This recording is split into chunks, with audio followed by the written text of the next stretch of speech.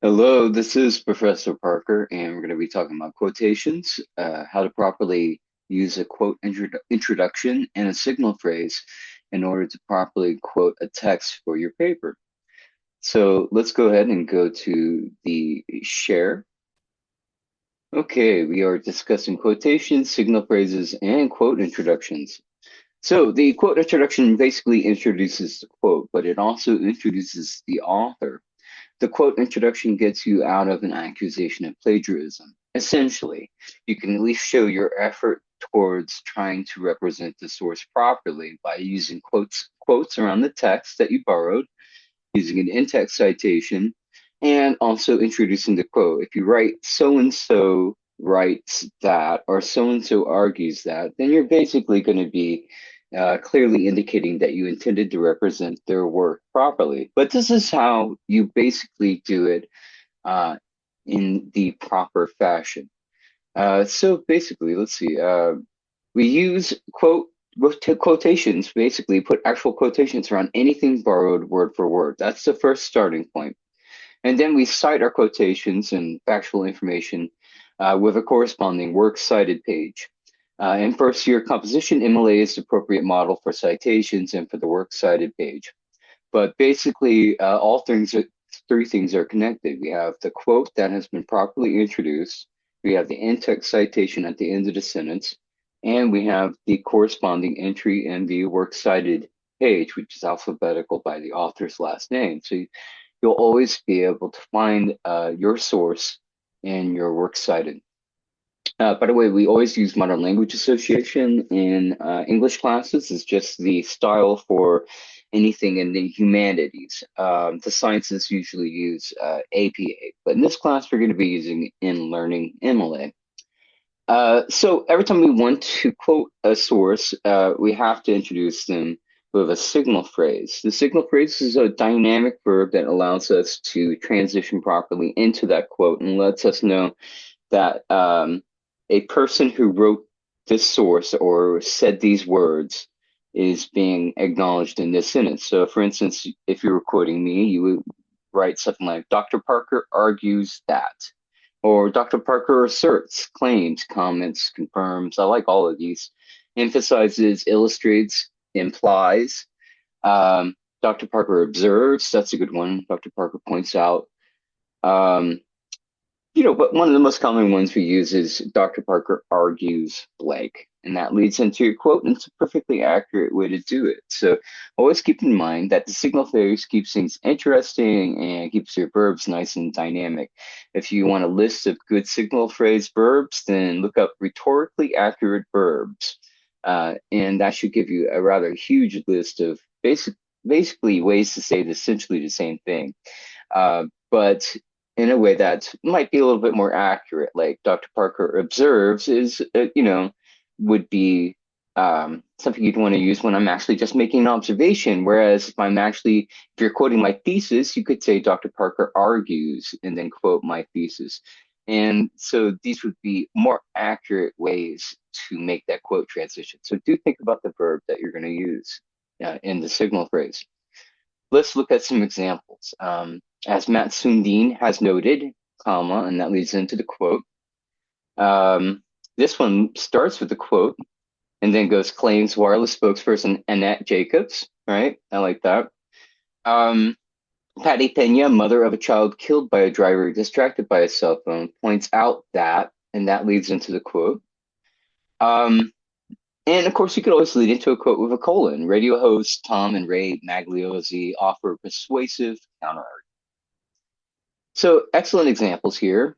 Herman Elliott et al. Argue that most search results are, quote, affected by our location, previous searches, and maybe even our social media activity. And then notice that we put the in-text citation here in parentheses before you even reach punctuation, period. In it, we put the author's name and et al. Et al. Stands for and the rest, because a lot of research papers will have multiple authors. And for the sake of brevity, we just want to put down the first name listed in that list and then et al. To represent the rest. And then, of course, in the works cited, I'll be able to look under H alphabetically and find Herman Elliott et al.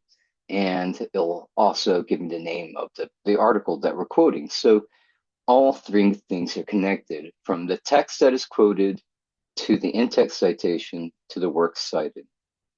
Here's another good one. She adds that we probably never get a truly objective list of results. Herman Elliott et al., period. That's a really well integrated quote, by the way, and it matches the tone of the writer who's doing the quoting. So that's another reason we want to do a good quote introduction and a good signal phrase, because it matches your work a little bit more accurately and it reads better. Here are a few more examples. According to some, that's a good kind of transition. Dreams express profound aspects of personality. False, 184, though others disagree. They kind of want to separate the others from the people who are saying that dreams express profound aspects of personality. So they put the parenthetical citation in the middle, which is kind of like an APA thing, but this works pretty well, I think, to make sure that quote is associated with that person. Here's another version of that same quote. According to Fultz's study, dreams may express, quote, profound aspects of personality. And you have end quote, and the parenthetical citation now only has the page number. Why? Because we already mentioned the author's name in this sentence that preceded it. So it's unnecessary to put the author in the in-text citation, in this case, just the page number. Finally, we have, is it possible that dreams may express, quote, profound aspects of personality? False, 184, question mark. See, we even beat the in-text citation beats it there before they even get to the question mark. False, 184, in parenthetical. And this is a way to actually not even mention the author's name in the sentence and still give them full credit in the in-text citation. See? And that's a very smooth integration of your words into someone else's quote. Nicely done. Of course, more notes. We have the parenthetical style, the narrative style. Parenthetical is something like this. The homeless were typically neglected growing up since they, and then it goes right into the quote, commonly come from families who are riddled with problems and marital disharmony. Author's name and page number. That's a really smooth way to transition into that. Since they commonly come, they matched the tense and the tone of the quoted sentence with their own. So in a situation like that, you really do need that in-text citation, don't you? Because you would never know that it's not their text. So they did that very well. Narrative style, as Rockhart notes, Rockhart notes the homeless, and then it goes the quotation, often have no one to care for them and no one knows them intimately, end quote. Just the page number because the author's name is mentioned in the sentence. Of course, if there are no page numbers, if it's a website, then you only have to cite the author's name in the parenthetical part. Okay, of course, as we explained before, a colon is a perfectly good way to formally introduce a quote. In the book Subliminal, Leonard Mlodinow explains the role that technology has played in furthering our understanding of the unconscious. Colon, and then the quote, the whole quote right here, and that period should be there. End quote, punctuation, or in-text citation, page number, right? Because we've already mentioned the author's name, and then punctuation. When you informally introduce quotes, such as when you make the quote an integral part of the sentence structure, precede it with a comma or no punctuation. So in this case, as Harry Frankfurt cautions, comma, and they lead into his quote. I love how that's a good rhetorically accurate for cautions. Lead into his quote, end quote, page number, period, right? Like I said, in-text citation, not necessarily for the author's name to be there because you've already introduced the author properly.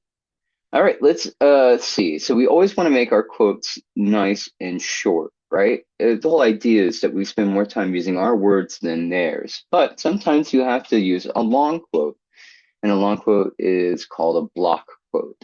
It is offset from the rest of the work by an indent, a full indent. So I could see, just looking at the page, that this block here is not going to be your words. No one would offset the words like their own words like this. This is clearly, for MLA format, a block quote.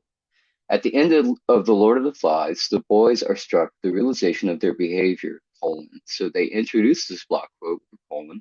Then they have one, let's see, how many sentences? One, two, three sentences. It's a big one, but they felt it was important to quote the text at length because after this, the author's probably going to spend a couple of paragraphs explaining this quote, unpacking this quote, and justifying using so much of this quote by talking about it. And it helps a lot to actually look at the text directly, as we said at the beginning of this presentation. It helps to really, when looking at a novel or a poem, to reproduce the actual text itself to make your point.